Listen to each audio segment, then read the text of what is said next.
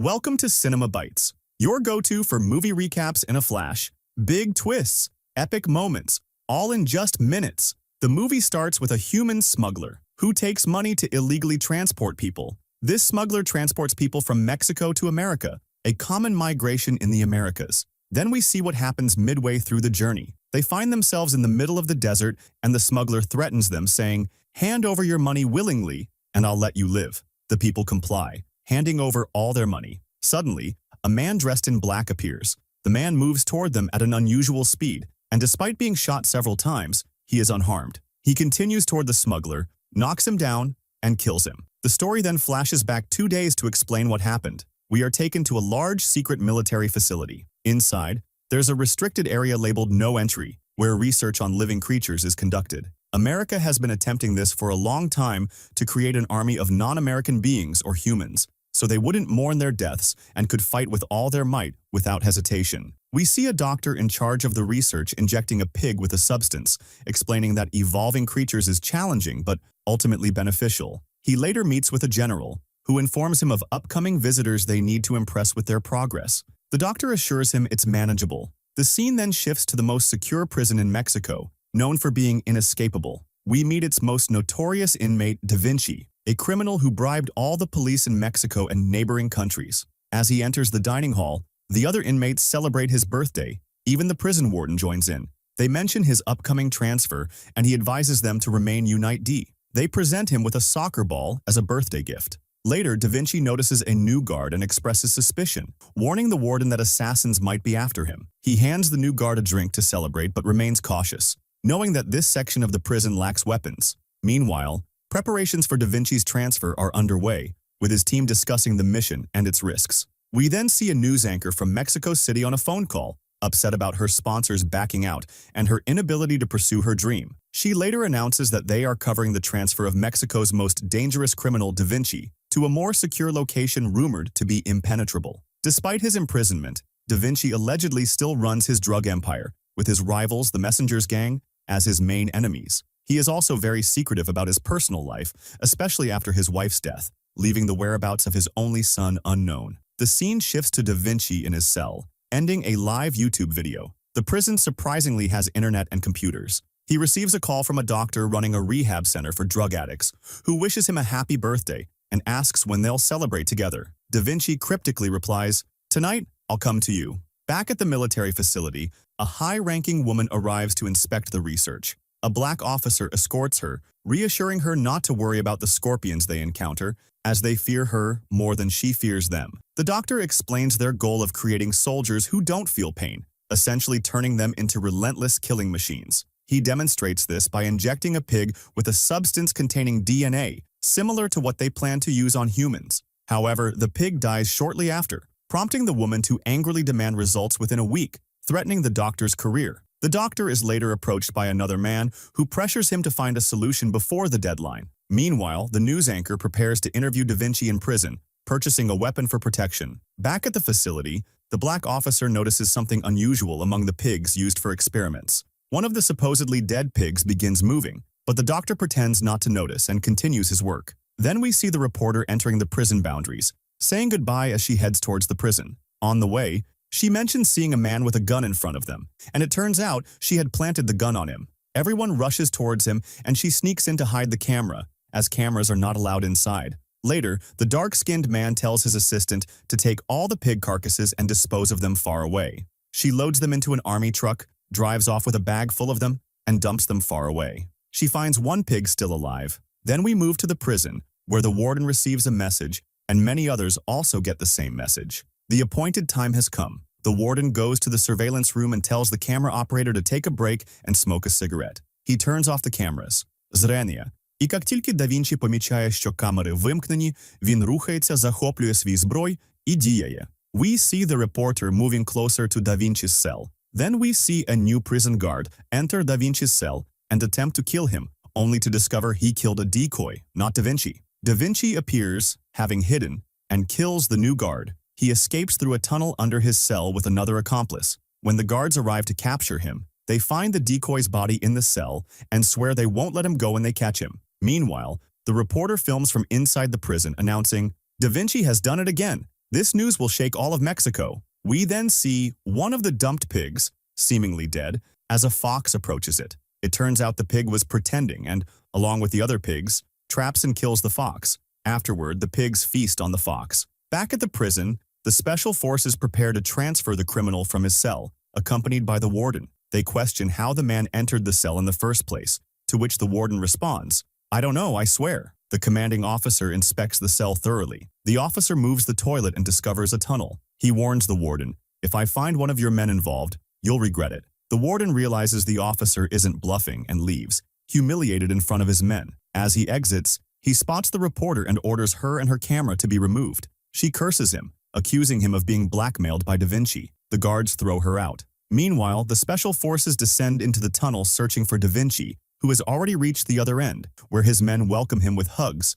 celebrating his escape on his birthday. They reveal that the cartel sent someone to kill him, but he escaped. He meets his son, who says, "Don't touch me. I don't like being touched by strangers." Da Vinci pretends not to hear and orders his men to prepare for their escape before the special forces catch up. The men, scared in the tunnel, speculate about the situation, saying, "There's definitely something off about this." Their leader reassures them, "We have no choice but to keep going." We return to Da Vinci, who tells his son that the tunnels were originally built by the Chinese for smuggling drugs and alcohol. They expanded the tunnels and connected them to their current location. His son nearly trips over something and Da Vinci warns him, "Be careful, that's a bomb that could have killed us." His son scolds him for not warning earlier. Da Vinci detonates the bomb to collapse the tunnel and delay the special forces. He prays, "God, help me escape this time, and I'll consider repentance." We then see the pigs in the desert entering a large pipe. The special forces reach Da Vinci's previous location, only for it to explode, forcing them to retreat. Meanwhile, Da Vinci and his men escape. Later,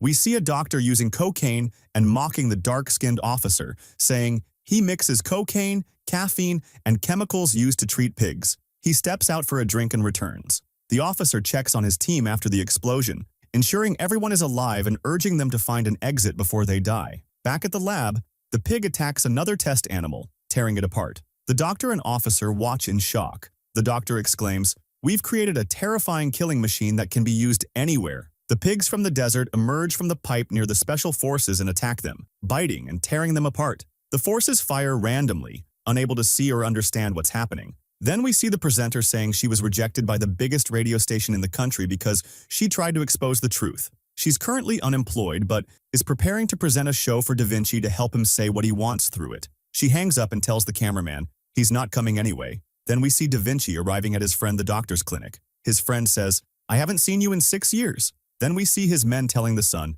"We saw him hiding in the attics area we built for drug users and dealers." After that, we see the special forces men who turned into zombies because of the bite they got. They emerge from under the desert sand, running chaotically, crossing the prison boundaries and running into the desert. We still don't know where they're heading. Then we see Lucas, Da Vinci's son, showing him his cat. Da Vinci says, "You're 9 years old." The doctor says, "Sorry, it's my fault." Lucas storms out, upset, saying he wants to return to his old neighborhood and school with his friends instead of sitting here doing nothing. Then, Da Vinci places his mother's picture next to their old family photo to create a complete family picture. Later, Da Vinci goes to the doctor with the woman, and she says, "Did you throw the pig here? I found one and tried to catch it, but it attacked me and almost bit me." The doctor saved her using a net, and when she asked what was going on, he replied, "The results of my research, thank God." Then we see the prison warden watching the Minister of Justice on TV, saying anyone who helped Da Vinci escape would pay the price because he must have had assistance.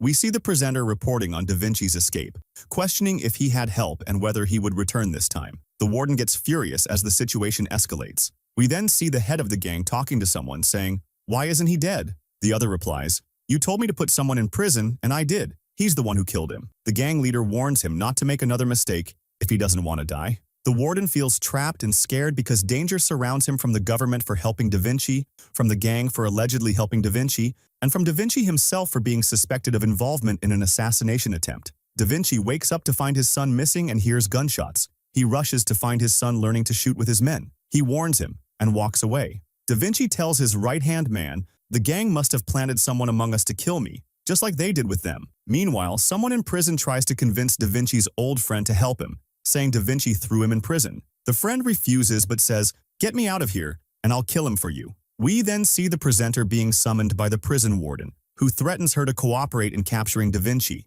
Otherwise, she'll be imprisoned and face dire consequences. She agrees but demands to speak with Da Vinci before anything happens to him. Later, we see someone interrogating Da Vinci's old friend, trying to find out Da Vinci's plans. The friend says Da Vinci thinks differently from everyone else and is likely hiding here, not outside Mexico as everyone assumes. The warden orders his men to watch the presenter, but she manages to evade them. The doctor puts the pig in a cage while a soldier assists him. The woman warns the soldier not to touch it, but the pig bites the soldier, severing his finger. The doctor tells everyone not to touch the wound and takes the soldier to the lab. The presenter appeals to Da Vinci on TV again, saying she only wants the truth and will help him share it. His son convinces him to give her a chance, so Da Vinci agrees to meet her. She's thrilled when she hears this. The doctor ties up the bitten soldier and observes his transformation into a zombie. Da Vinci gives his son a new drone, telling him to enjoy it but not to fly it beyond the fence. His son recalls receiving a similar one before, but Da Vinci assures him this one is stronger. The son uses the drone near the fence,